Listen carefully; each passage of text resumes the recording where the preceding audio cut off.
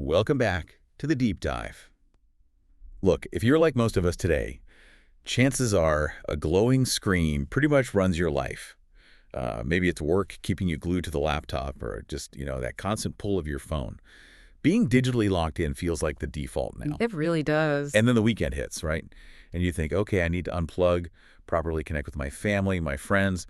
But how? I mean, suggesting anything other than a movie or video games can sometimes feel like pulling teeth.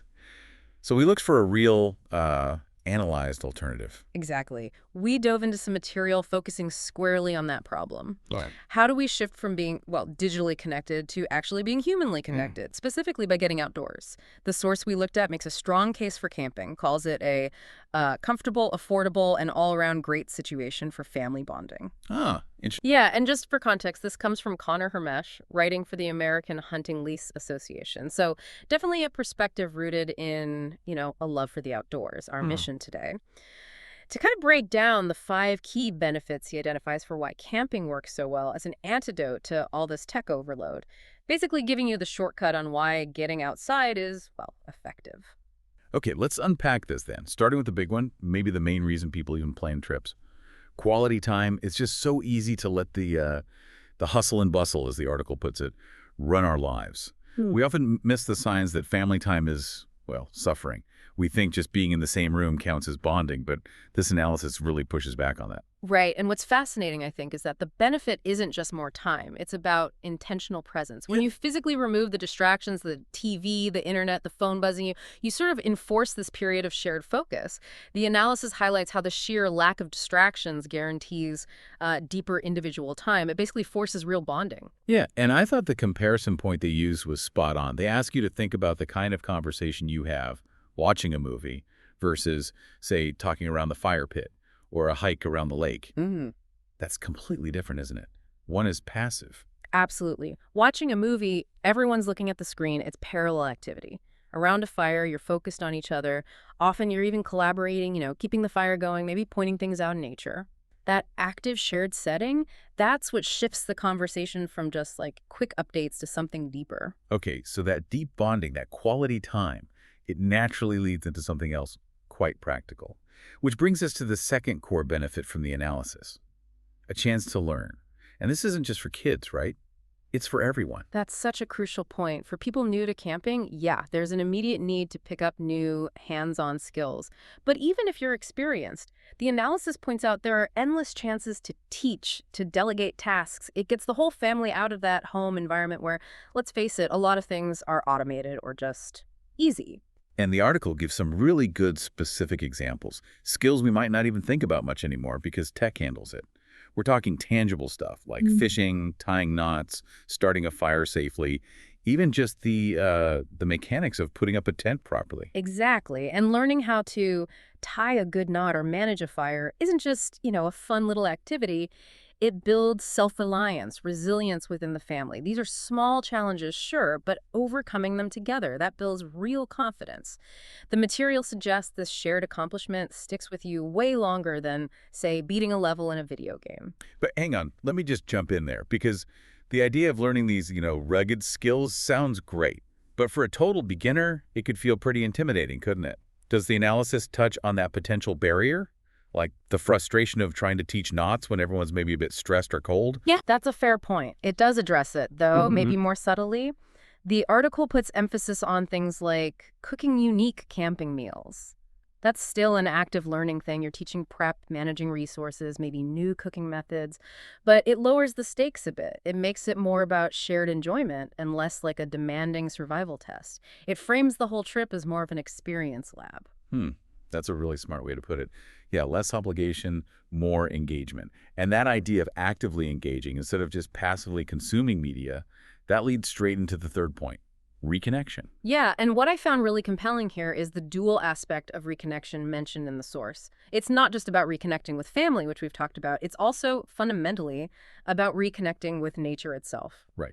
Hermesh points out that in our, day-to-day grind, it's incredibly easy to forget the need for quiet, for just personal time, and what it even feels like to just be surrounded by the natural world. Camping forces that reset. It provides those moments of peace, quiet, and serenity. And here's where the advice gets, I think, really interesting because it's so simple but powerful. Hmm. When you go for that walk in the woods, the article suggests you have to consciously choose to really embrace what it means to be surrounded by living things. And the key, the only way to guarantee that, leave your phone behind. Hmm. It's almost like this small act of defiance against the digital leash, you know? You're stepping away from human schedules, human noise, Hmm. and just syncing up with a different rhythm. Mm. It creates that headspace for reflection that you just don't get when you're always half waiting for the next notification. And that deliberate detachment, stepping away from the devices, it feeds right into the fourth benefit. You could call it the psychological retreat. Or, as the article originally put it, remember, it was written in 2021, the COVID worry-free Yeah, aspect. right. The context of the time. Exactly. But if you look at the bigger picture, the core idea holds up. The material recognized that camping, just by its nature, offers this unique peace of mind. You get away from crowds, from the city buzz, and from whatever societal pressures are currently swirling around. Back then, it was health worries, but the underlying benefit is enduring. So it acts like an escape valve, basically. Doesn't matter what the pressure is, work stress, political noise, just feeling overwhelmed by social media camping gives you a chance to genuinely wind down away from all those external pressures that seem to follow you everywhere else. Precisely. It's about regaining some control over your immediate environment and, crucially, your information intake. You get to choose the inputs. The smell of the woods, the sound of birds, the sight of the stars, that sense of psychological control, being able to kind of reset the ambient anxiety level, that's maybe one of the most vital benefits and one we often overlook of just getting away from our usual built-up surroundings. Okay, that leads us nicely into the fifth and final point from the analysis, which tackles something very practical: cost efficiency. This is a bit unique to camping, isn't it? The authors stress it can be about as cheap or expensive as you want to make it. Yeah, that flexibility is key. But again, let me just push back a little here, because camping can have a high upfront cost, Hmm. right? Tents, sleeping bags, stoves. That initial gear investment can seem pretty steep compared to, say, just staying home and watching TV for free. How does the analysis square that with being cost efficient? That's a really important question. The material addresses this by looking at scalability and sustainability over time. Yes, there might be an initial investment, but they contrast that with the ongoing recurring costs of other types of vacations, like spending hundreds on a hotel for just one weekend. That camping gear, once you have it, can last for years, maybe a decade. Ah, okay, so it's about the long game. Exactly. Once you own the basics, the actual cost of a campsite per night is usually minimal compared to hotels, restaurants, flights, you name it. The article even gives the example of just pitching a tent and roasting marshmallows in your own backyard. It proves you don't necessarily even need to travel far or pay site fees to get some of those core benefits of unplugging and bonding. It's affordable because you control the variables. That makes it incredibly accessible, really. One of the most democratic ways to take a family break. That makes total sense. So- The return on that initial gear investment really pays off over time compared to yearly vacation costs. So yeah, putting those 5 points together, you've got quality time through that focused presence, learning skills that build confidence, reconnection with both family and nature, that vital psychological retreat from outside pressures, and finally cost efficiency because it's so scalable. The analysis provides a really clear, solid framework. The authors effectively argue that camping lets you combine family, nature, and fun, and importantly, lets you reconnect and unwind without breaking the bank. It definitely paints a compelling picture. And it helps knowing the source, right? This comes from someone, Connor Hermish, who's clearly passionate about the hands-on aspects of being outdoors fishing, campfires. That enthusiasm for the tangible, grounded experience really comes through as the driving force behind highlighting these benefits. It certainly feels convincing. A strong case for swapping the screens for, well, some shared effort out in the wild. Yeah. We started this deep dive wanting to figure out how to genuinely unplug, and I think we've successfully distilled these 5 powerful arguments for embracing family time outdoors through camping. Which actually brings up an interesting final thought, building on that learning skills benefit we discussed. The source emphasized skills like knot tying or fire starting, things you probably wouldn't practice at home because, well, we have easier ways, right? Modern shortcuts.